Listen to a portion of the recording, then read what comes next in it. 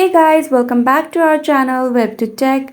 Today in this video, I'm going to show you how to log into XE Money Transfer account.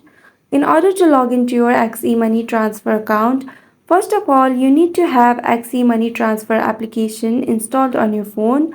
Once you have installed it, open the app. Now you will land on the home page of XE Money Transfer. Here you can see the profile icon on the top left corner of your home page. Tap on the profile icon. After this, you need to tap on the last option here, sign in.